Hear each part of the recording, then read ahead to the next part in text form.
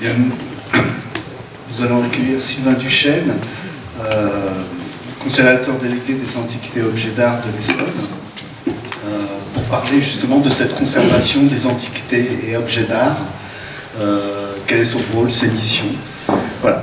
Alors, bonjour à toutes et à tous. Je vais être bref parce que Colette a déjà dit un certain nombre de choses, un grand nombre de choses, donc même si la pédagogie c'est la répétition, je vais éviter quand même de trop vous en trop répéter. Peut-être un rappel historique rapide, c'est dans le contexte très particulier de la gestion des conséquences de la loi du 9 décembre 1905, dite de séparation des églises et de l'État, sur le patrimoine mobilier du culte catholique, que le décret du 11 avril 1908 crée la mission de conservateur départemental des antiquités et objets d'art. Cette fonction est alors considérée comme temporaire, mais ne tarde pas à se pérenniser avec l'évolution de la législation sur les monuments historiques, aujourd'hui rassemblés dans le Code du patrimoine. Donc là, on en a déjà dit beaucoup. Peut-être préciser que le domaine d'intervention est le patrimoine mobilier protégé, privé ou public, à l'exclusion des archives écrites et des objets de musée. Tous les objets sont pris en compte, civils, religieux, scientifiques et techniques. La liste peut être bien sûr beaucoup plus longue. Il faut préciser aussi que le CAOA est également en relation étroite avec l'architecte des bâtiments de France, ça a été déjà précisé, mais également avec le chef de l'unité départementale de l'architecture et du patrimoine, l'UDAP. Il fait donc le lien entre l'administration départementale, les propriétaires des objets mobiliers et le clergé affectataire. Un rapide panorama parce que du patrimoine départemental qui est très très diversifié. Bien sûr le patrimoine mobilier, puisque nous sommes compétents uniquement sur le patrimoine mobilier, le patrimoine cultuel évidemment conservé dans les églises, dans les édifices religieux, un tableau, statue, mobilier, orfèvrerie, paramantique, ornement liturgique, particulièrement vulnérable en raison de sa fonction d'usage, comme le disait Madame Aymar, liée au culte et des conditions difficiles de conservation auxquelles il est parfois soumis. Donc humidité, insectes xylophages, vol, etc. On a le patrimoine civil dans les mairies, les écoles, les tribunaux, etc. Le patrimoine conservé dans les châteaux, collections privées, statues, tableaux, meubles, etc. Le patrimoine scientifique et technique et industriel qui est très important en Essonne, notamment je pense à l'école polytechnique qui a déjà été citée, l'observatoire Camille Flammarion à Juvisy, l'aérotrain Bertin, les avions Salis, etc. On a aussi une très très belle liste. Le patrimoine campataire qui a été cité, les cloches et les carillons, le patrimoine instrumental, les orgues, harmonium, sur lequel nous travaillons actuellement justement sur un récollement exhaustif des harmoniums, puisque c'est un instrument qui a souvent été méprisé et oublié, et qui est souvent pourri dans certaines églises. Et donc on essaie avec Dominique d'en identifier un certain nombre de façon à en faire des exemples pour qu'ils soient protégés au titre des monuments historiques. Alors les grandes missions. Une des grandes missions, la première, je dirais, c'est surveiller. Surveiller le CAOA sur le suivi des objets protégés au titre des monuments historiques qui sont très exposés au risque de dégradation et de vol. Il est également chargé du récollement des objets mobiliers protégés au titre des monuments historiques. Cette opération, qui doit être réalisée tous les 5 ans, là c'est un vœu pieux, je dois l'avouer, consiste en une vérification de la localisation de l'état de conservation et de la présence des objets protégés. Il se fait sur place, en présence des propriétaires et de l'affectataire. Le conservateur des antiquités et objets d'art est aussi un lanceur d'alerte auprès des services de police et d'administration centrale en cas de vol ou de disparition constatée. Vous avez ici un exemple.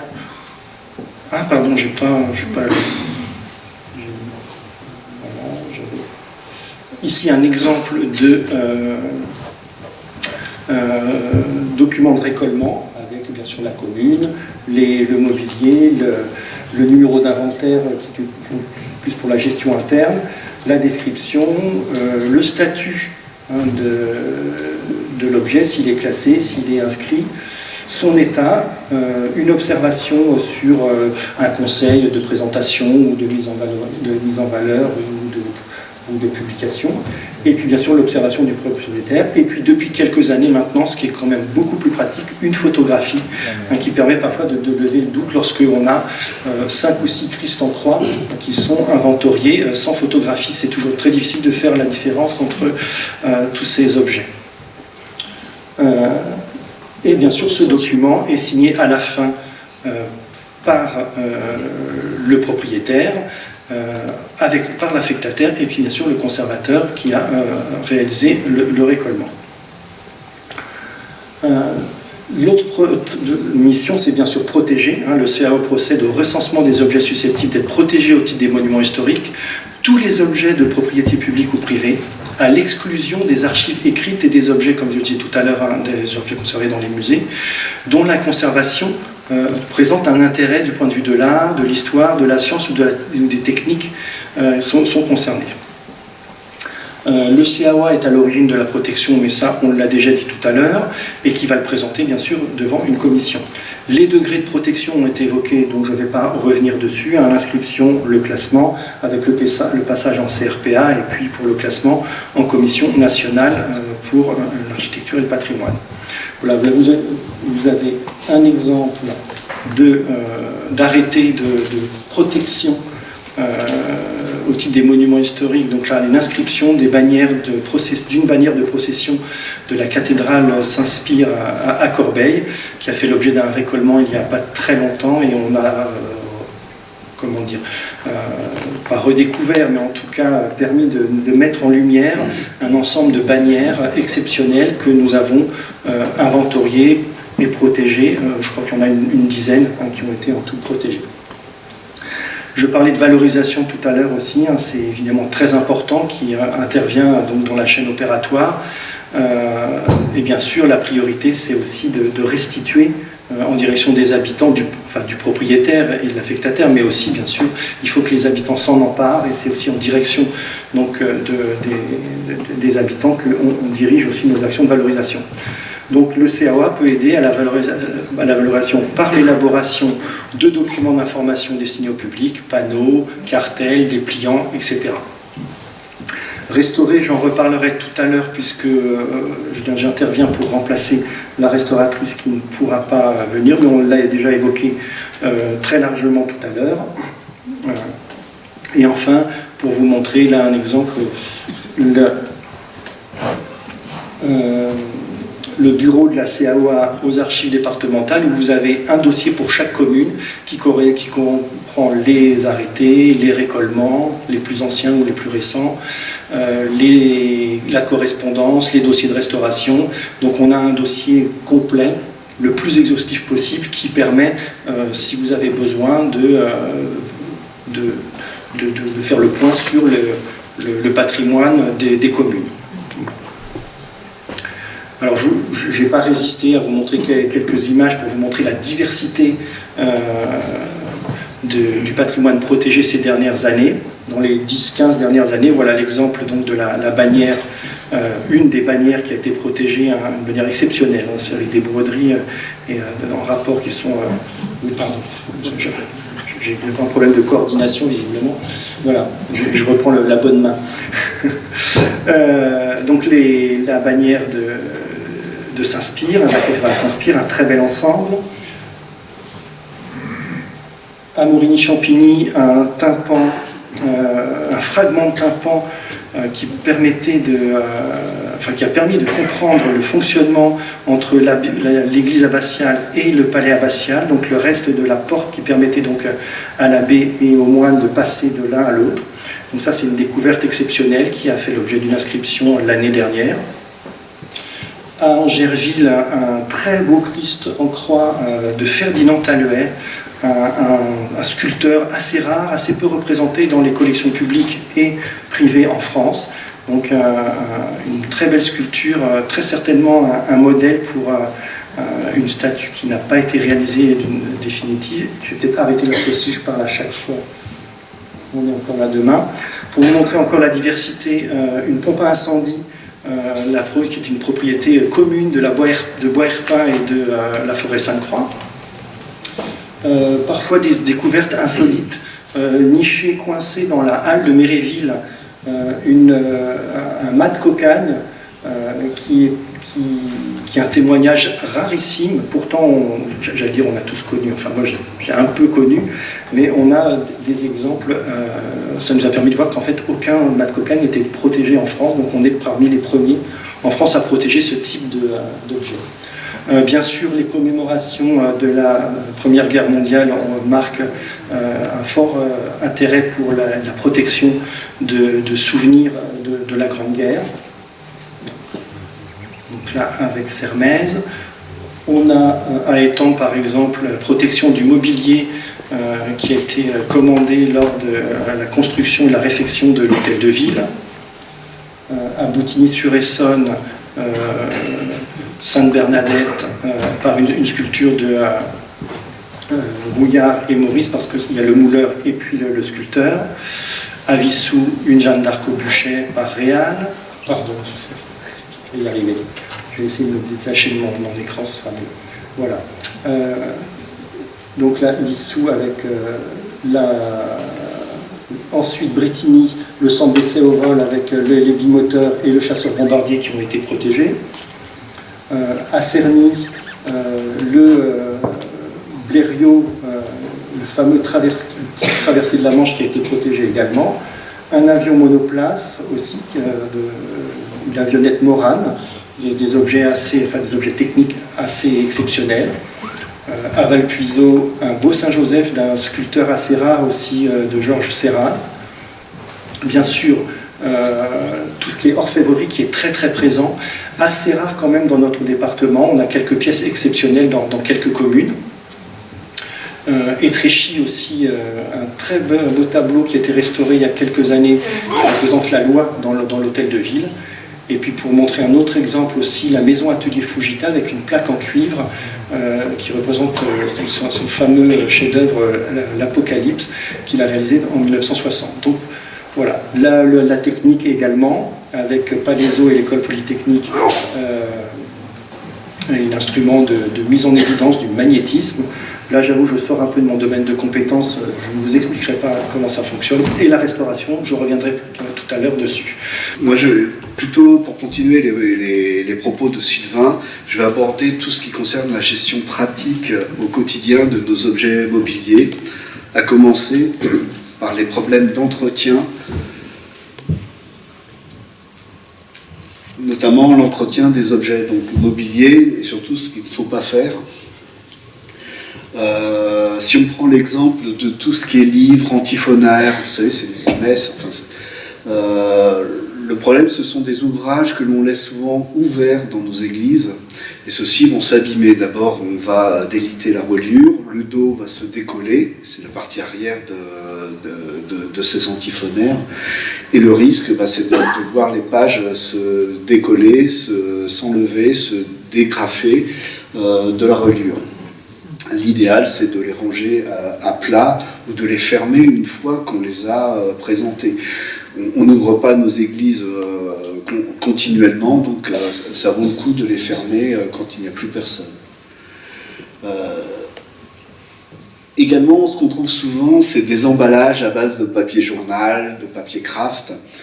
Ça pose des problèmes de conservation parce que le papier journal possède des encres qui sont assez volatiles, qui vont s'imprimer sur les objets. Ça donne de grosses traces de salissure, très difficiles à enlever. Également, ce type de papier, que ce soit craft ou papier journal, ce sont des papiers très acides à base de pâte de bois qui sont maintenus en fait dans une cohérence grâce à de la colle. Et cette colle, au fil des ans, va se désagréger, va s'évaporer et risque d'abîmer certains objets. C'est d'autant plus que ces papiers sont très acides. Un papier, par exemple, un papier qui est blanc, n'est pas blanc en fait dans la nature. On y a rajouté des teintes, des produits chimiques, et ceux-ci vont se vaporiser au fil du temps. Également, il faut éviter les sacs plastiques, les housses en PVC, en lourd plastique, parce que le problème, c'est que ça va provoquer de la condensation. Et ça va amener des moisissures, qui dit condensation dit moisissure, et on va trouver souvent soit des chapes, soit des bannières qui vont se retrouver avec des grosses traces de moisissure parce qu'on a voulu les protéger, malheureusement. Parfois le remède est plus dangereux que de ne rien faire. Également, il va falloir éviter tout ce qui est produits chimiques, les produits à vitre, les nettoyant à métaux, style Mirror par exemple, et les dépoussiérant à meubles. Tous sont des condensés de produits chimiques qui vont attaquer les supports. Par exemple, le produit à vitre va détériorer des vitraux. On l'a vu, des personnes qui pensant bien faire vont nettoyer des vitraux qui sont un peu sales. En fait, on va retirer carrément la teinte sur ces vitraux. Il faut éviter aussi, concernant les tissus, de ne pas les battre. Parce que si le tissu est un peu fragile, vous allez le battre et vous allez créer des déchirures dans ce tissu, que ce soit des habits, des verres ou autres. Également, ne pas les laver, surtout pour les tissus anciens, parce que vous allez détériorer les couleurs, vous allez les altérer, et vous allez même rétrécir les trames qui permettent de tenir ce tissu.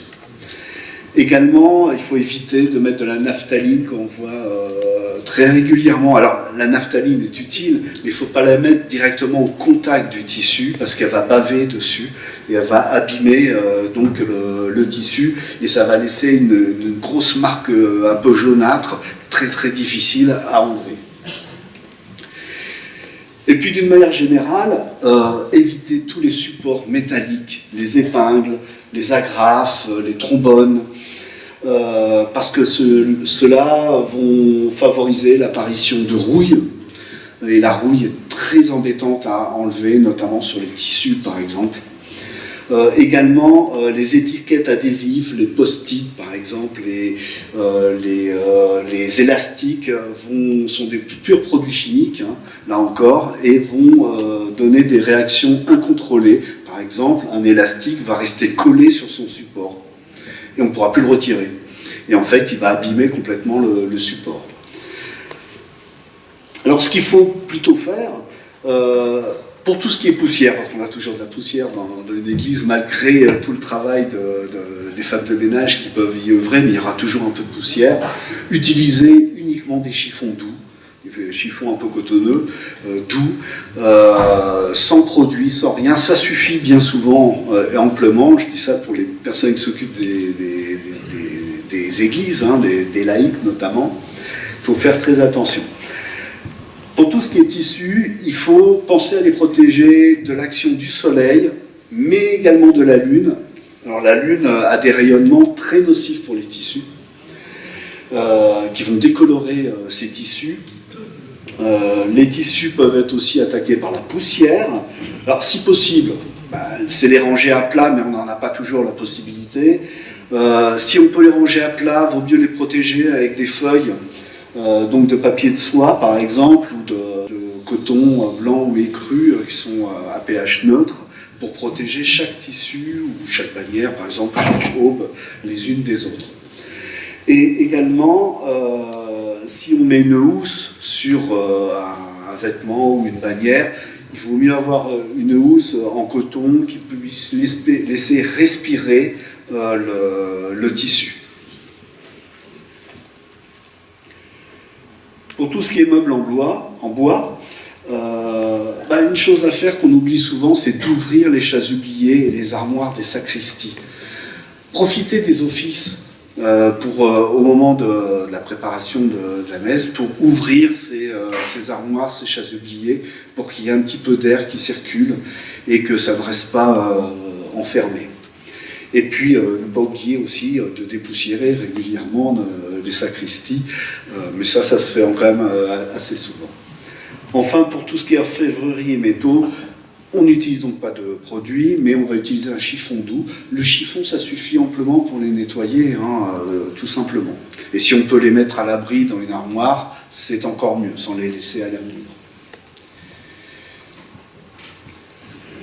Alors il y a le problème des altérations, des infestations d'objets mobiliers. Dans tous les cas, il faut prévenir soit la conservation des antiquités objets d'art à Chamarande, la CAOA, ou alors la DRAC Île-de-France, la CMH, on a vu Colette Aymar tout à l'heure. En aucun cas, ne pas traiter les objets. N'essayez pas de traiter, n'essayez pas d'engendrer des actions curatives sur ces objets sans une autorisation, sans un avis, parce que parfois le remède est pire que le mal. Le cas majoritaire que l'on a trouvé, ce sont les moisissures. Vous n'êtes pas sans savoir que les églises sont souvent assez humides, avec peu de chaleur, mais ce sont des bâtiments hein, sans isolation, il ne faut pas l'oublier. Le problème, c'est l'humidité, et notamment l'atmosphère confinée qui vont altérer tout type d'objets ou de tissus. En général, l'idéal, ce serait d'être vers 18-20 degrés, c'est un vœu pieux, avec un taux d'hygrométrie de 50%. Je généralise, hein, parce que c'est différent en fonction des tissus, en fonction du bois, en fonction des supports, mais grosso modo, ça permet de voir ce qu'on devrait avoir à peu près dans une église, et ce qui n'est pas toujours facile à trouver. Également, n'oubliez pas que la poussière permet l'apparition de moisissures, et puis que la poussière, c'est du papier de verre quasiment, ça peut abîmer, user un support. Pour ce qui est des tableaux, si vous vous apercevez que dans une église, il y a beaucoup d'humidité sur un mur qui est un tableau, vaut mieux essayer de l'isoler, de le déposer et de ne pas le poser sur le sol, hein, même le sol, mais sur un petit lito pour pouvoir le protéger. On ne pourra rien faire d'autre à d'autres niveaux. Donc sur le bois et notamment le mobilier, on a souvent des petites moisissures blanches qui apparaissent un peu avec des petits fils comme une araignée. Ça c'est un signe d'attaque du bois. Il faut faire attention aux insectes. Alors, comme vous voyez souvent vos églises, vous voyez les tableaux qui ont des supports bois, vous voyez des meubles, vous voyez des objets en bois, des statues. Si vous trouvez des insectes, l'idéal c'est de pouvoir prendre des photos. S'ils sont vivants, de les capturer. Bon, enfin bon, là c'est plus rare, parce que ça va permettre à un restaurateur de savoir que faire et quel traitement apporter selon le type d'insecte. Et puis, observez bien au bas d'un tableau, d'un meuble, il peut y avoir un petit cône de sciure très fine. Ça, c'est le résultat qu'il y a des insectes qui sont en train d'attaquer le support. En ce qui concerne les tissus, tout ce qui est chasuble, bannière, linge d'hôtel, si vous voyez apparaître des moisissures à cause de cette humidité, vaut mieux essayer de déplier ce tissu, de l'aérer, de l'isoler, pour qu'il ne contamine pas les autres tissus. Et puis, si vous pouvez le déposer à plat, ce serait aussi idéal. Et puis tout ce qui est papier, donc les livres, les antiphonaires que l'on trouve dans quasiment toutes nos églises, l'idéal c'est de les ranger à plat pour éviter un décollement des reliures, les mettre à l'abri de la lumière, d'une armoire hein, tout simplement. Voilà, parce que ce papier va s'altérer. Encore une fois, les papiers qui commencent à apparaître à partir des années 1830 sont souvent des papiers bois, donc très acides. Et vous voyez avec les journaux, hein, au fil du temps, ils deviennent tout jaunes, craquants et tombent en miettes. Les papiers antérieurs à 1830, pour simplifier, sont des papiers chiffons qui, eux, sont beaucoup plus solides et beaucoup plus souples et qui peuvent tenir beaucoup plus longtemps dans le temps. Sur le papier, on va trouver des moisissures, qu'elles soient roses, noires, blanches, marron, il y a un peu de toutes les couleurs. On est incapable de dire si une moisissure est en cours d'attaque d'un papier ou non, ou si elle est stable. Donc là, seul un restaurateur pourra préciser si oui ou non les moisissures sont dangereuses ou pas. Et puis, bien évidemment, il y a tout le creusement du papier par des insectes. Alors, comment faire dans le cas d'un prêt pour expo, sans redire ce qui a été dit auparavant, pour une demande de restauration ou de disparition d'objets? À mon sens, il y a déjà quand même 3 questions à se poser. Qui est le propriétaire de l'objet? En fonction de savoir qui est le propriétaire, on va voir comment orienter la demande. De quand date l'objet? C'est-à-dire, est-ce qu'il est un objet d'avant la loi de 1905 ou après la loi de 1905? Avant 1905, c'est propriété des communes. Après 1905, c'est un peu plus complexe. Ça peut être propriété de l'association diocésaine, ça peut être propriété d'un affectataire, d'un curé hein, qui a apporté quelque chose, un objet. Ça peut être aussi une propriété d'une association, d'une tierce personne. Et la troisième question, l'objet est-il protégé au titre des monuments historiques parce qu'il n'aura pas le droit au même traitement administratif. Voilà, juste une petite précision pour le prêt d'un objet pour une exposition. On en a parlé tout à l'heure. On se pose toujours les mêmes questions. Qui est le propriétaire de l'objet? Est-ce qu'il est protégé? On vérifie son état sanitaire, on en a parlé tout à l'heure. Et une chose dont on n'a pas parlé, il faut surveiller le transfert de cet objet pour une exposition. Il n'y a pas longtemps, c'était à Marcoussis, à Marcoussis, où il y a eu un refus de transport d'une statue du XIVe siècle pour une exposition, parce que les déménageurs n'offraient pas les garanties de sécurité pour transporter cette statue. Donc il faut bien vérifier. Donc ça va être soit Sylvain ou moi-même qui allons surveiller ce transfert. Ça peut être Colette Hénard, ça peut être aussi un restaurateur. Il n'y a pas longtemps, on a fait partie à un globe du XVIIe siècle qui était en salle de lecture des Archives de l'Essonne, qui est parti au Mucem à Marseille. Et c'est un restaurateur qui avec Sylvain qui ont pris en charge le transport de ce globe. Pour les restaurations, on en a parlé tout à l'heure, donc je ne reviendrai pas dessus. Il faut savoir que au bureau de la CAOA, on possède souvent les dossiers de restauration des objets, si ça peut vous intéresser. On a toute une série de documents comme ça que l'on classe. Là encore, il faut surveiller le transfert, on n'en a pas parlé tout à l'heure, mais là aussi, même pour une restauration, il faut surveiller le transport, et le transfert et le transport de cet objet. Ça peut arriver qu'il y ait une fausse manip et que l'objet tombe, et c'est fragile. Alors, dans le cas de la disparition de vol, bon, j'empiéterai pas sur M. Leclerc, mais sur ce que va dire M. Leclerc, mais la première chose à faire, quand vous constatez une disparition d'objet, c'est de vérifier s'il n'a pas été déplacé par une tierce personne, avant même de se poser la question d'un vol. C'est arrivé pour Gerville, par exemple, ou pour des ostensoirs. On les a retrouvés, en fait, c'est simplement les prêtres qui les avaient déplacés, ce qui est tout à fait logique. Les objets de culte sont des objets vivants qui servent pour les offices. Donc parfois ils peuvent être déplacés. C'est quand même intéressant d'être au courant, puisque les communes sont propriétaires de ces objets, et que l'affectataire, pensant bien faire, ne sait pas qu'il est en train de déplacer une propriété d'une commune, et ça peut engendrer parfois des problèmes. Mais encore une fois, ce sont des objets du culte qui bien souvent sont vivants au sens qui servent régulièrement. En cas de vol, la première chose à faire, c'est documenter l'objet. Si vous allez porter plainte et que vous n'avez aucun document à présenter au service de sécurité, ça sera un petit peu embêtant pour le retrouver plus tard. Par contre, si on peut le documenter, donner les dimensions, avoir une photo, donner une explication de petites écorchures que vous pouvez trouver, par exemple sur une statue, sur un tableau, c'est toujours ça de prix pour pouvoir le retrouver le mieux du monde. La conservation des antiquités et objets d'art est là pour vous aider en cas de vol.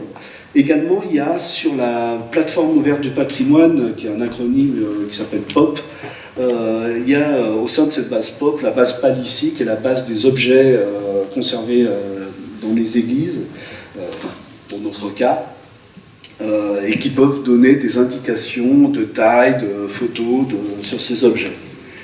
Et puis ensuite, il faut déposer plainte, évidemment, à la gendarmerie ou à la police selon la zone où on se trouve, en fournissant cette documentation dont on a parlé juste avant. Normalement, c'est le propriétaire qui doit porter plainte, mais l'affectataire peut également porter plainte. Et penser à fournir un double de ce dépôt de plainte à la conservation des antiquités et objets d'art pour documenter justement cet objet et rassembler les informations. Enfin, après, la conservation des antiquités et objets d'art ou la DRAC va saisir l'OCBC et informer l'OCBC, donc l'Office central de lutte contre le trafic des biens culturels, du vol qui a eu lieu à tel ou tel endroit. Alors, juste pour finir mon intervention, Il y a des centres ressources pour vous documenter sur les objets mobiliers en Essonne. Il y a le bureau de la conservation des antiquités et objets d'art, tenu par Sylvain et moi-même, où on a des dossiers pour chaque église de l'Essonne et chaque objet dans chaque église. On garde la correspondance qu'on a eue avec les propriétaires ou avec les affectataires. On garde les arrêtés d'inscription ou de classement au titre des monuments historiques.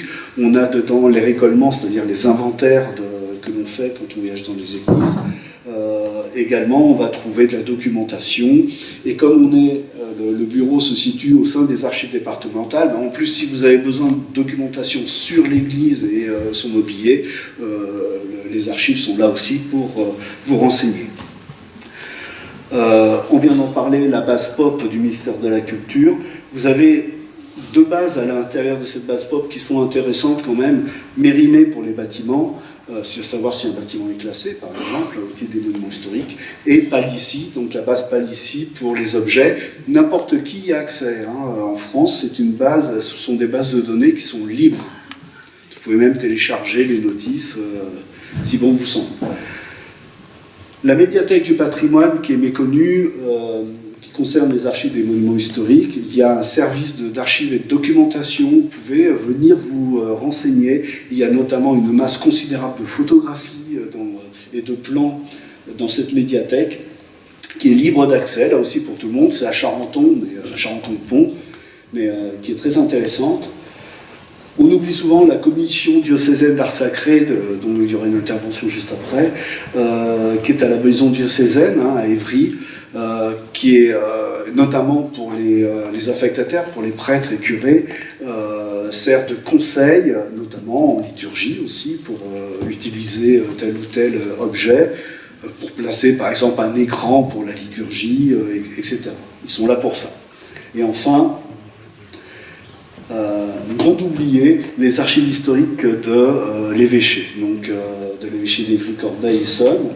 Ce qui est intéressant dans les archives du diocèse, c'est que pour le 19 et 20e siècle, vous allez trouver notamment les registres de comptes des fabriques, c'est-à-dire c'est l'organisme qui gère, pour ceux qui ne connaissent pas, qui gère le temporel des paroisses, et notamment vous allez trouver dans les registres de comptes les dépenses et les recettes. Et donc, au titre des recettes, c'est les dons qu'on peut recevoir d'un tableau, d'une statue par exemple, et les recettes, les dépenses, ça va être les dépenses par la fabrique pour l'achat d'un harmonium par exemple. Ça permet de dater, et ça c'est très intéressant. C'est pour ça que les archives diocésaines ont leur importance.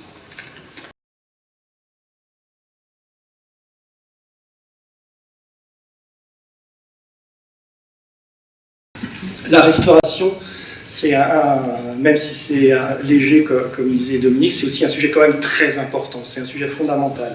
Il y a très souvent deux écoles en matière de restauration.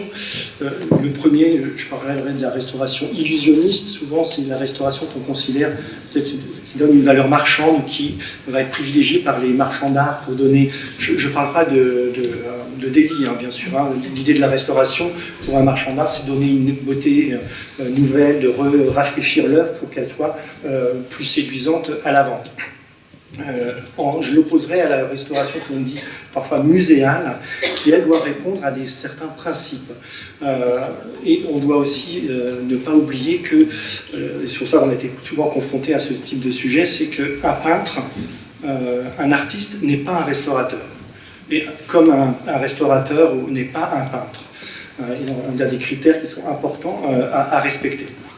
Les procédures ont été rappelées par Colette Aymar il y a quelques minutes, donc je ne reviendrai pas dessus. Rappeler quand même l'importance du rôle, le rôle central de la CAOA dans le rôle de conseil, d'études, mais aussi de suivi des restaurations avec la CRMH pour les visites d'ateliers, pour les visites sur place, pour guider, orienter, faire des choix, parce que la restauration, ce n'est pas une science exacte. Il y a un moment, on est parfois dans une impasse et il faut faire des choix, il faut prendre acte d'une option qu'on doit valider et qui parfois peut avoir des conséquences sur l'intégrité de l'œuvre. Donc il faut être toujours très vigilant. C'est pour ça que, Et puis avant, oui, je voulais aussi apporter une précision sur la question qui a été posée tout à l'heure sur le choix des restaurateurs. Vous avez la Fédération nationale des restaurateurs, des conservateurs-restaurateurs de France, il y a un site internet, vous pouvez les consulter ou les contacter. Ils vous conseilleront également ou vous orienteront vers des restaurateurs agréés. Je ne vais pas parler des métiers, des diplômes, etc. Mais il y a des diplômes universitaires, il y a l'Institut national du patrimoine qui délivre bien sûr des diplômes de conservateurs-restaurateurs. Donc, avant de vous montrer quelques exemples de restauration ces dernières années réalisées en Essonne, vous expliquer quelques grands principes de la restauration. Il y a bien sûr, dans un premier temps, c'est le respect de l'œuvre. Ça, c'est une évidence, mais pourtant, il faut bien le rappeler que l'intervention doit préserver l'intégrité matérielle, esthétique et historique de l'objet sans le transformer ni l'altérer. Il y a aussi, bien sûr, l'intervention minimale. On restaure que lorsque c'est indispensable à la stabilité ou à la compréhension de l'œuvre en évitant toute action excessive. Le mot compréhension de l'œuvre est important puisque parfois, on ne va pas aller jusqu'à une restauration esthétique, on va laisser des lacunes, on va laisser des choses apparentes pour justement aboutir à une compréhension de l'œuvre. Encore une fois, on est dans une restauration muséale, pas illusionniste. Il y a bien sûr un principe très important aussi, la réversibilité. Tous les matériaux, les techniques qui sont employées doivent pouvoir être retirés sans endommager l'œuvre ou être au moins facilement retraitables. La compatibilité des matériaux, évidemment, puisque les produits utilisés doivent être chimiquement et physiquement neutres, stables dans le temps et parfaitement compatibles avec les matériaux originaux. On a parfois des exemples, des interventions avec des peintures modernes, fait justement, j'ai quelques exemples en tête, mais je ne citerai pas, ne donnerai pas de nom, où un restaurateur ou un peintre, plus exactement, est intervenu avec des peintures modernes qui ont altéré la peinture d'origine. Il y a bien sûr la lisibilité des interventions, puisque, comme je dis, on n'est pas dans une restauration illusionniste.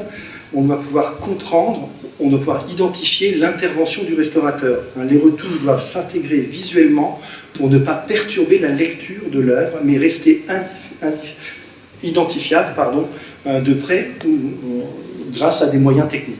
Donc parfois, vous pouvez voir dans des musées ou dans des églises où les œuvres ont été restaurées, je prends l'exemple d'une peinture où les lacunes ont été comblées avec une technique, une touche différente que la touche originelle.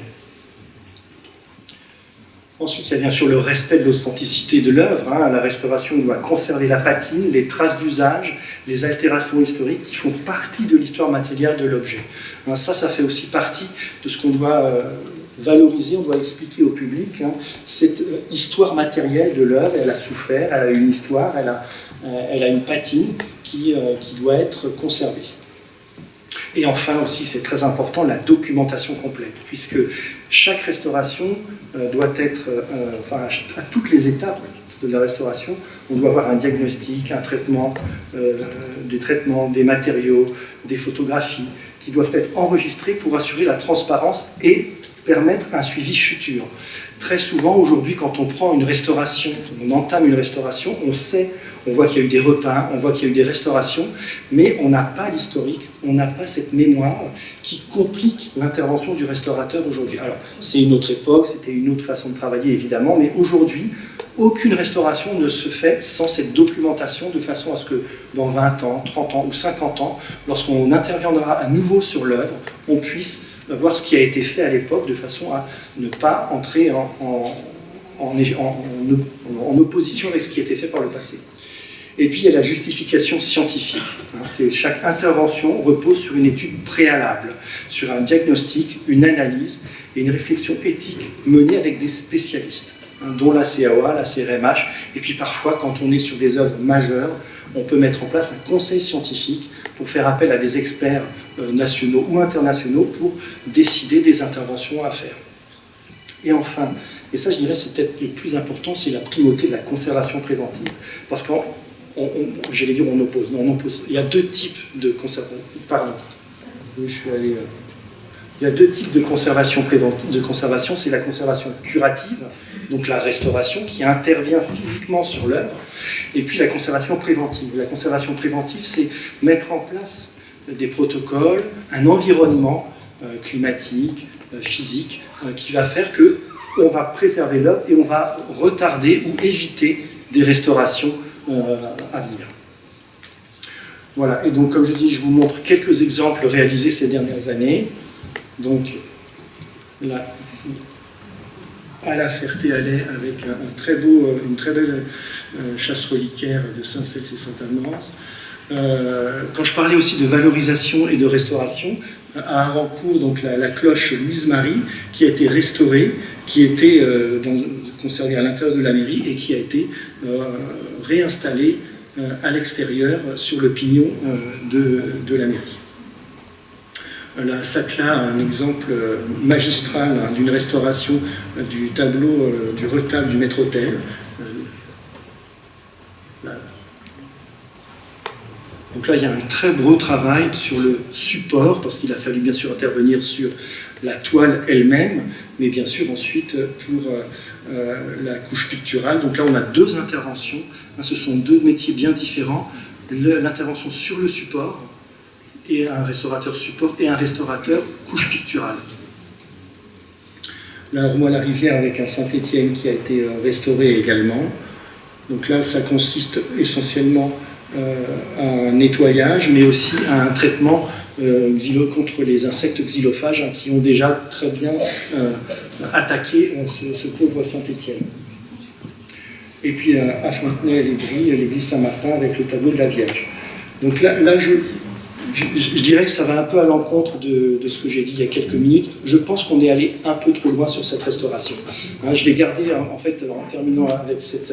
Là, je crois que le restaurateur s'est octroyé des libertés qu'il n'aurait peut-être pas dû avoir. Après, pour avoir vu l'œuvre de près, quand on la voit de près, on voit bien les différents endroits où il est intervenu.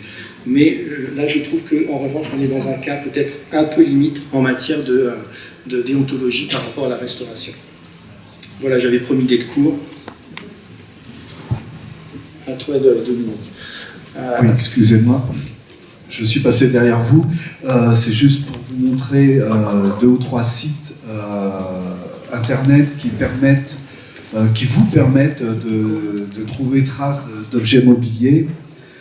Le premier d'entre eux, c'est le site des archives départementales de l'Essonne, sur lequel vous avez une fonction recherchée. Dans cette fonction recherchée, vous pouvez rechercher soit dans toute la base de données des archives ou par thématique. Et par thématique, vous en avez une qui vous intéresse particulièrement, qui s'appelle Antiquités et objets d'art. Et quand vous cliquez dessus, vous pouvez après regarder un certain nombre d'objets qui ont été inscrits ou classés au titre des monuments historiques. On peut prendre une commune, on peut rechercher par commune. Et vous avez à chaque fois une photo, vous avez également l'explication de tel ou tel objet, avec un détail, avec le nom du propriétaire, du commanditaire. Si cet objet a été inscrit au monument historique ou classé, il y a la date de l'arrêté. Vous avez un certain nombre de renseignements qui peuvent vous aider dans votre information, dans vos recherches.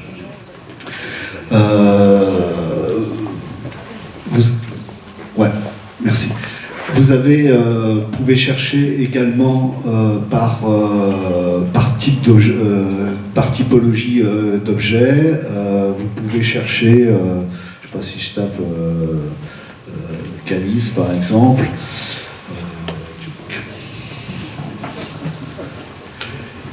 Voilà, vous aurez des calices. Alors quand il n'y a pas d'image, on n'en a pas mis, quand on n'a pas de photo, mais après vous avez le descriptif de ces objets, et ainsi de suite. Donc ça, c'est sur le site des archives départementales. Vous avez un deuxième site, qui est la plateforme POP, la plateforme ouverte du patrimoine, et au sein de la plateforme POP, vous avez... excusez-moi.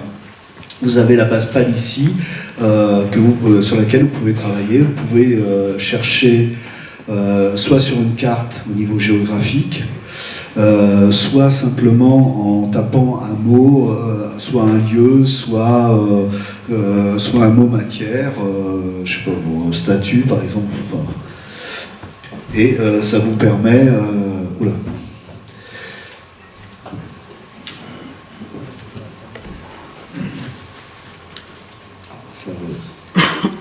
Pas ici qui veut pas de moi. Bon, enfin, normalement, ça fonctionne, c'est une base nationale, et ça complète un peu ce que vous pouvez trouver sur le site des archives départementales de l'Essonne. Et le dernier site, pour terminer, c'est la médiathèque du patrimoine. Vous avez une fonction recherchée, vous avez des documents qui sont numérisés, il y a une base qui s'appelle Archive MH, et vous pouvez rechercher avec des termes simples ou un peu plus complexes. Vous pouvez rechercher soit des photos, des choses concernant un lieu, un édifice, et vous pouvez après vous y rendre. Il y a une salle de lecture également dans ces trois lieux là. Enfin, pour les archives départementales et pour la médiathèque du patrimoine, il y a une salle de lecture qui peut vous accueillir, et pour la base Palissy, évidemment, c'est une base de données. Voilà, je voulais terminer, on va conclure notre petit après-midi passé en votre compagnie. Je vous remercie tous d'être venus, parce que nous sommes à peu près 130 personnes, ce qui n'est pas rien, c'est-à-dire 75 maires ou représentants de communes. Nous avons également 46 curés qui sont venus. Nous avons également quelques représentants laïcs, soit de paroisses ou d'historiens locaux. Je tenais à remercier encore une fois Johan Mittelhauser, le maire d'Angerville, qui nous a permis cette réunion en nous permettant d'avoir accès à cette salle polyvalente. Je remercie Monseigneur Pansard, l'évêque d'Évry, qui nous a bien aidés aussi dans la préparation avec la CDAS, dans la préparation de cette demi-journée. Et je remercie tous les intervenants qui sont venus, et le régisseur d'Angerville, M. Langer, qui a préparé la salle pour nous tous, ce qui n'était pas une mince affaire. Et juste une petite chose, il y aura un compte-rendu de cette réunion, parce qu'on nous l'a demandé, et en 2026, on va établir une plaquette d'information pour savoir quelque chose de très simple et pratique. Que faire quand on veut prêter un objet pour une exposition? Qu'est-ce que l'on doit faire pour une restauration? Quand il y a un vol avec des contacts, donc les contacts que vous avez vus tout à l'heure, on les placera dans cette plaquette. Ces plaquettes seront envoyées par mail et physiquement aux mairies, et elles seront déposées avec l'accord de Monseigneur Pansard dans toutes les sacristies des églises de l'Essonne. Comme ça, tout le monde pourra y avoir accès, et ça servira un peu de mémorandum pour telle ou telle action.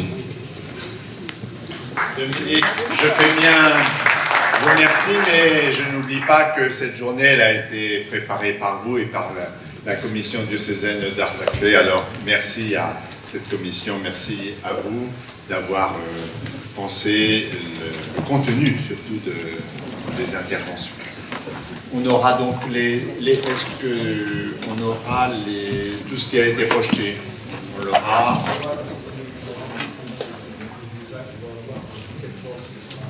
On n'entend pas. En tous les cas, il sera important qu'on vous toutes les adresses qui ont pu être communiquées, qu'on vous les envoie puisque vous êtes inscrit par mail, de façon à ce que vous n'ayez qu'à cliquer plutôt que d'avoir un retard. On va voir sous quelle forme ce sera. Est-ce que ce sera sous la forme d'acte, entre guillemets, de cette journée, ou de quelque chose d'un peu plus simple, mais avec quand même tous les contacts. Oui, on va vous envoyer ça sur la fin de l'année.